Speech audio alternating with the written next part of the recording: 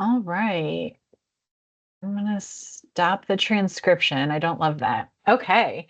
Good morning, everybody. Dr. Wagner here for our very first live discussion. And maybe it's something I said, or maybe it's just that it's Monday and actually a little bit nice outside. I seem to be here with one person in the audience, but nobody wanting to talk to me, which is fine.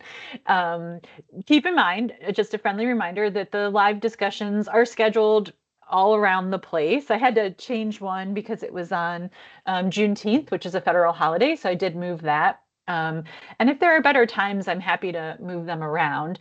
But every single discussion will also be recorded, like this one is. And those of you that show up to talk or show up just to hang out, like our visitor today, will automatically get credit for the discussion once I close it. And then I will post the recording, and the rest of you who weren't able will just need to view it, listen to it, whatever. There's not really much to look at today other than my face. And then answer a couple of simple questions just that verify that you've watched it or heard it so that you've made the same level of engagement as the rest of the students, and then you'll get those points. The other thing I do in Canvas is I switch it. So it's right now, this discussion was assigned for everybody. At the close of this, only the people that were present, I'll readjust the assignment so it's assigned only to them. And then the recorded discussion with the questions only gets assigned to the remaining folks that need it. So I recognize it's a little confusing, but my colleagues that spend time reading and counting words on discussion boards, I just can't identify with that. So hopefully you'll get a little less shy. And as this semester goes on, folks will show up, and then it'll not just be another video of me, but of us talking. And again, no pressure. It's an online class. You might be like, I didn't want to show it up at all. That's why I signed up. So in any case. All right, so the framework for the discussion today is, though, kind of an important one. What do we mean when we're talking about health? And I put it in quotes. My degrees, I have an undergraduate degree in health. I have one in English too, long story. Then I have master's and PhDs in health education and promotion. I work in a school of health sciences. I teach community health and school health majors, right? We also have a college of public health, which is not where I live or operate. Um, a lot of my health sciences colleagues are also focusing on health from different perspectives, exercise science or nutrition and dietetics or whatever the viewpoint is. And so I think it's a really strong place to start, or important place to start, I guess, in terms of like, so what exactly is it that we mean? I think a lot of us got poor health education. I mean, Ohio is the only state in the entire country that refuses to utilize the national health education standards. And that's because our state overall believes we don't need to. I disagree. I've lived in Ohio all 50 years of my life, and I really do think that we could benefit from some better health education. A lot of you probably had, some of you had really good experiences. I don't mean to be disparaging. And the students that we create are excellent. The teachers that we create out of our program are exceptional. It's possible to have good health and physical education, but not really the case, right? Also, with health, a lot of us feel like we just know, right? Like most people will say they understand what it means to eat healthy. Let's just use that as an example. I work with a bunch of dietitians, right? So it's a low-hanging fruit for me. But really, when we like start to break it down, there's a lot more understanding that needs to happen, and people are generally lacking in that education. Health literacy in our country is at an all-time low. I mean, globally all-time low, but for right now, let's focus on the United States. And our health literacy is pretty problematic. And I think the dimensions of health help us with that, right? So usually when we ask someone how they are or how healthy they are, they think immediately of their physical health. And that's important. I've been sharing with some of you, this is my boot camp season, right? So mulch and weeds, and every day, even all my friends, we're all at this age where we're like, oh my God, 4 hours was all I could do. I needed Tylenol and a bath, and I still can't move, but I'll be back at it again today. Because as I've aged, I have, frankly, not kept up with my physical fitness. So that's an easy one, right? But I think we're also finding other dimensions of health to be struggling. So mental health, I think, is a great example of one where I remember when my little brother came home from Iraq as part of his combat veteran service with the Army. um, the Army was not attending to mental health at the rate that they needed to, and the PTSD that was happening as a result of some of that was a little bit problematic and troubling for some of those folks. Now I think they do a much better job because now we're more aware. Back then PTSD was something we thought of post Vietnam. We didn't really fully, I think, respect the level of the weight, let's say, of it that some folks carry around with them. And so now, I will say, unfortunately, suicide is still the leading cause of death for folks in the American military. So we still have some work to do there. But I do think we're doing a much better job. I also noticed just more general culture thinking a little bit more about mental health, but I still think we have some ways to go, right? So I work in higher ed, obviously at Kent State, and I hear people say, "Well, I'm gonna practice self-care," but then they describe self-care things that are really like hide, like I'm gonna take a bath or I'm gonna sit not at my desk and eat my lunch and not answer emails. And like, well, that's food. That's not self-care. That's basic, right? So learning to sort of separate, pardon me, and balance, like what is just taking that space for yourself that you deserve versus what is like truly taking care of yourself. I'm just realizing my phone's not on silent, sorry, just in case.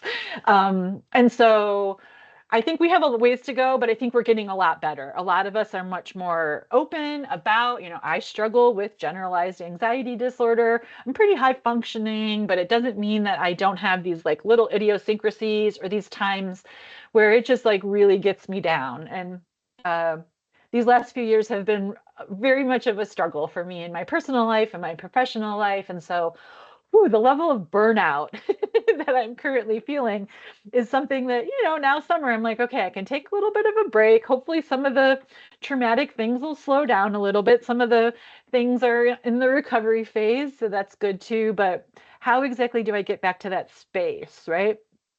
Um, Recently there was a Surgeon General's report on loneliness as another example. Loneliness is a new public health epidemic in our culture where people are connected but disconnected. And I don't know about y'all, I feel a little broken after the pandemic. I used to be really into travel and all of these things that I'm now kind of like for financial reasons and for some other reasons, but also just generally like pieces of me I think were damaged in the pandemic that still need a little recovery, right? But for loneliness, I think it kind of balances across a couple different dimensions because where I'd like to see our culture go next, mental health, we still have to do a lot more work on. And I would like to see us drastically reduce the stigma that people feel. Oh, hey, Pina.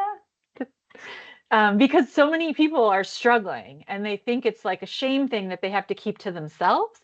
And so I think if we could find a healthier space to talk about like real, even the minor stuff, like I'm feeling depressed, might not be like I am depressed, but just I'm having a sadness. And instead of someone saying to you, like, oh, it'll be okay, just pick up your head, but allowing you to like sit and be like, oh, I know, sadness. Right? What's going on? Is there anything I can do to help? Just as a superficial example. But I think loneliness also goes into the spiritual health dimension. And I think I know as a person in health ed, and I concentrate mostly on sexuality. When I was studying as an undergrad, people would say, well, don't talk about spiritual health. It's a very sticky space. And I think it's because people used to, and maybe still do, um, think about spirituality only as religion, and religion is something that people do tend to be very like sensitive about, and we're I know I am always trying to be very thoughtful about respecting all the differences that people experience from a religious perspective. So I think religion can be an excellent form of spirituality if it works for people. But I think there's also a general level of spirituality, and I think some of that loneliness epidemic is part of that. Do we really feel connected to people? I mean, think about the last time you were in a group of folks. And often I hear from my students that it's unfortunately with our like families sometimes where all of a sudden we find ourselves in a space and we're like, ooh, like, are these my people or do I actually really belong here? Or friend groups that sometimes shift and we're like, okay, now I'm realizing again, that's my language. Maybe these aren't quite my people, right? But I'm someone that has chosen family rather than birth family, so it's a little bit easier for me, I think, to differentiate. But where do we feel connected, right? Where do we feel connected to the universe, to the earth, to our community, however you want to define that, right, to our actual space? If you think about like the Japanese are really into nature bathing, right? Being outside, grounding, like literally bare feet on the ground, immersing ourselves in nature. There's a lot of good science about that. Some of y'all are into meditating. I know Kent State went through a phase where everything was about meditating, and some folks are like, I can't sit with that. Whatever it is that finds us that quiet space. And sadly, I complain about the mulch and the weeding, but I'm not thinking about other stuff. I'm attacking all those annoying weeds, right? And thinking about the aches of my body, which is a presence that I don't often feel in other moments. And so we can find mindfulness in the little spaces, in the dusting or the walking the dog or the mowing the lawn or the fishing, right? Or praying or moving or whatever it is. Those of you who might be runners, right? Or I have a friend whose son is doing a decathlon this summer. I'm like, wow, okay.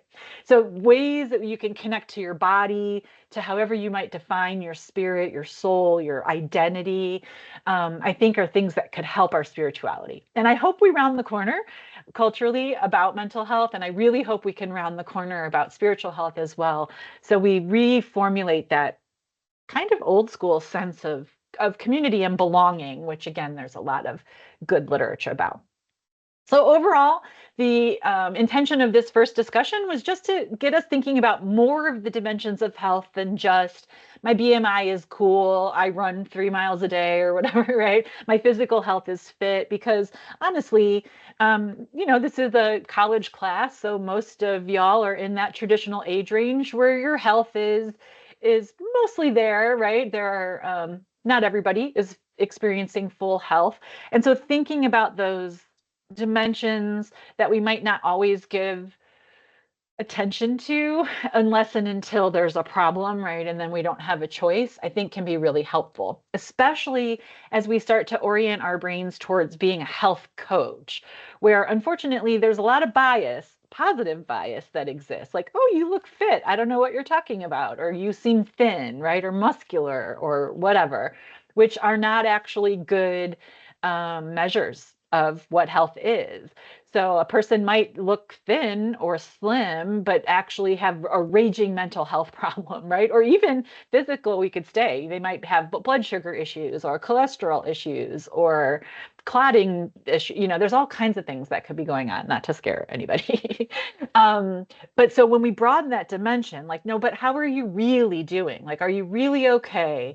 Where are the parts that we really need to focus on? I find my students generally need to give themselves a little bit more attention to sleeping a decent amount of hours.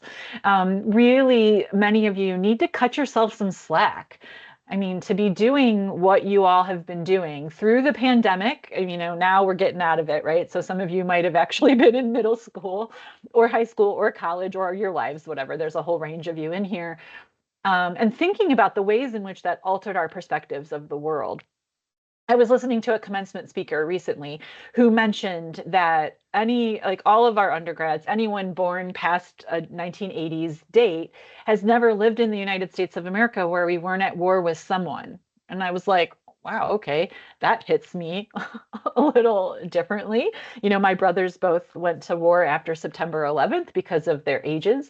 And September 11th is something that definitely changed my life in a very definitive way, pre-September 11th, post-September 11th, in the same way that many of us have a pre-COVID world and a post-COVID world. And so thinking about those shifts and how we adjust to them and how we take care of ourselves. Our students are generally inundated with media messages, right? Social media, and everything's like faster and much more demanding of our brains. than things used to be. Like if you try to watch some of those old movies and it's like, how did they even, why did people believe that this was even being filmed appropriately? Or like, right? Sometimes I wish that like on YouTube or things in my conferences where you could listen on 2 times fast, I mean, this movie could be a lot shorter if they were in our new version. But then I do find myself sometimes being exhausted by commercials, right? And calls and social media posts, especially when we get into some of those times of year, right? Like political cycles, for example, where everything kind of explodes in this really sort of, at least for me, emotionally demanding kind of way. So, um, thinking about how a person might present might not be the whole story, right? We might not be able to see everything. So making sure when we're dealing with a person that we are really centering them. And I think that's good advice in general, but particularly for health coaching, right? Who is this person presenting before us? What is it exactly that they're bringing with them, which we need to find out from them? And then what is it that they actually want to work on? Right? Because people look at me and they can like, oh, I think she needs to, I don't do caffeine, but still sometimes at this time in the morning, it does sound like I'm a little bit up here and talking very fast. Can you imagine before I gave up caffeine what I was like? And so, but there are obvious things. I'm overweight, I'm out of shape, I'm definitely stressed out, right? There are lots of things I could be working on, but what do I want to be working on? Right. And that's the important part of health coaching. So it's not quite counseling or psychotherapy, which a lot of that is client centered as well. But it really is, what is the person bringing to us and what do they want to be trying to fine tune or fix about themselves? And that can be really important. You'll find we'll get in the future. Which of course is kind of quick in a 5-week class, that we'll talk about why we resist giving advice. Similar concept, right? People will say, well, I advise you, or in my opinion, you should. And some of that is really just basic communication skills, right? Like, do we ever really understand what someone else is going through or thinking or feeling? The answer is generally no. Um, and so finding it out from them is very important. A lot of you are already, and this is normal, expressing some anxiety about posting your own videos. There are a few folks that already did video number 1, so it's on the playlist if you want to check those out and see if that makes you feel a little bit better. It really is a safe space here, and the videos really are only used for this class. And then even if you don't delete them, I delete them, so they go away. But when we start getting into the health coaching videos, people get really nervous. And I get it. It's a video, it's on YouTube. It feels, very public and a little vulnerable. But really, the health coaching skill that we utilize the most is active listening. And so it really is in those coaching videos where the person who's playing the person that wants the coaching really does most of the work. Don't tell your friends and family that if you're trying to get them to help you. Don't say, well, you have to do most of the work, right? But you're just asking them questions.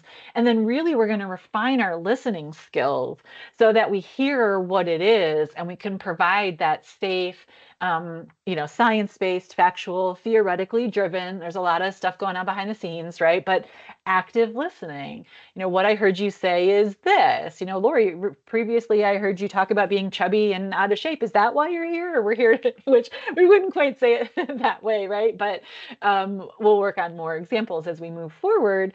It's like, no, I'm here because of the burnout, right? Or I'm here because of a relationship issue, or I'm here because of a crisis of, maybe I'm having yet another existential crisis about what is the point of all of this? And am I really, what is the point of it all?